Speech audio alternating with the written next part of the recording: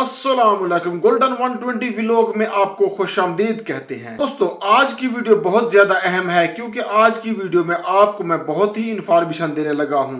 दोस्तों, एक सवाल बहुत ज्यादा लोगों ने उठाया है और अक्सर हम लोग बार बार उम्रा पे जाते हैं ना, या आप में से जो भी लोग बार बार उम्रा पे गए होंगे उनसे एक मुर्तबा भी जो उम्रे पे जाता है दोबारा जाने लगता है, उनको अक्सर ये सवाल बहुत ज्यादा लोग करते हैं।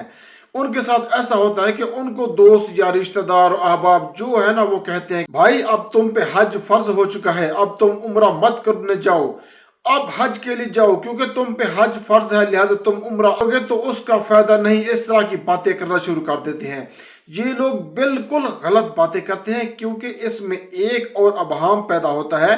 अगर उम्रा बार बार करने से हज फर्ज हो जाता है तो फिर काफी ऐसे लोग भी हैं जिन्होंने पहले हज किया होता है, जिन्होंने एक एक दो दो मुर्तबा पहले हज भी किए होते हैं और उसके बाद वो फिर उम्रा करने भी हर साल 2 दफा 3 दफा चले जाते हैं। तो क्या फिर उन पर भी हज दोबारा फर्ज हो जाता है? हालांकि हज तो साहिब इस्ताद पर फर्ज है कि जिंदगी में एक बार फर्ज करो। उसके अलावा जो लोग उम्रा करने जाते हैं, उम्रा से ज्यादा आपको पता है 2.5 लाख 3 लाख 3.5 लाख रुपए खर्चा आ जाता है। इससे ज्यादा खर्चा नहीं आता। जबकि हज पर आपको पता है 12 लाख 13 लाख गवर्नमेंट ऑफ पाकिस्तान लेती है और इंडिया की गवर्नमेंट जो है वो तकरीबन 4 लाख रुपए वो भी लेती है, 4 4.5 लाख 5 लाख। इसके बाद फिर आपको पता है अपने अखराजात वगैरह कुर्बानी करने कम से कम लमसम 15 लाख रुपए आपका खर्चा आ जाता है।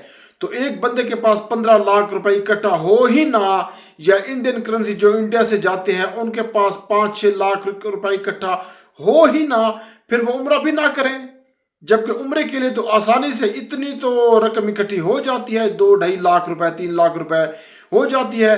आधी रकम वैसे वहां से किसी से उधार बंदा पकड़ लेता है या कमेटी डाली होती है, वहां से कमेटी निकल आती है। जबकि 15 लाख रुपए इतनी बड़ी रकम पाकिस्तान से इकट्ठी करना बहुत मुश्किल है और लेकर जाना हज के लिए वो काफी लोगों के लिए मुश्किल होता है। उसके लिए जब तक अल्लाह ताला तौफीक दे तो वो लोग कोशिश करते हैं कि हम चले उम्रा पे बार बार करते रहें, और जब फिर अल्लाह ज्यादा रिस्क दे तो फिर हज कर लें। लिहाजा एक तो मेरी रिक्वेस्ट है ऐसे लोगों से जो बार बार उम्रा पे जाते हैं। हालांकि आपने हदीस सुनी होगी कि बार बार उम्रा करने से तंगदस्ती खत्म होती है, इसलिए जो लोग बार बार उम्रा करते हैं उनको मत मना क्या करें कि आप हज पे जाओ। हो सकता है हज उसकी भी इस इस्तात से ही ना आए, बल्कि उसी तरह काफी लोगों ने सवाल उठाया है कि जो आप लोगों को पता होगा ट्रैवल एजेंट होते हैं या मोहल्ले में एक बंदा जो है ना उम्रा कमेटी डाल लेता है, वो कहता है जी 5 हजार रुपए या 6 हजार रुपए के डालते हैं, हर महीने 5,000 रुपए कमेटी इकट्ठी करते रहेंगे। मेंबर काफी ज्यादा होते हैं और महीने में 1 या 2 कमेटियां या 15 दिन के बाद एक कमेटी निकालते हैं जिसका नाम निकल तो उम्रे पे भिजवा दिया जाता है।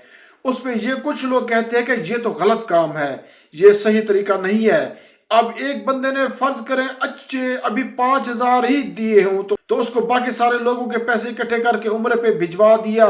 ये बात बिल्कुल ठीक है या ये तरीका गलत है? आपके पास इकट्ठे पैसे अगर एक गरीब बंदे के पास नहीं होते, वो 5-5 हजार रुपए दे के उम्रा कमेटी डालते हैं, जिसकी उम्रा कमेटी निकल आई वो उम्रे पे चला गया, फिर अगली दफा दूसरे बंदे की निकल आई वो चला गया, फिर तीसरे बंदे की निकल आई तो वो चला गया। तो ये एक बहुत अच्छी बात है और ये एक खुश आइंद बात है, एक नेकी है, एक बहुत बड़ी।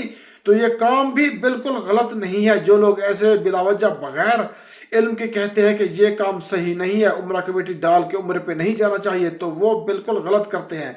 अल्लाह ताला जिसको जितनी तौफीक दे कोशिश करे वो उम्रे पे चले जाए। मस्जिद बिलाल के करीब कबूतर चौक में लंडा बाजार भी लगता है और यहाँ से आपको बिल्कुल सस्ती शॉपिंग देखने को मिलती है। छोटी छोटी कार या छोटी छोटी रेडियां लगी होती हैं या लोगों ने रुमाल नीचे बिछा के चादर बिछा के नीचे सामान बेचते हैं। मेरे ख्याल में मेरी बात आपको समझ आ गई होगी। मिलते हैं नेक्स्ट वीडियो में। फी अमानुल्लाह।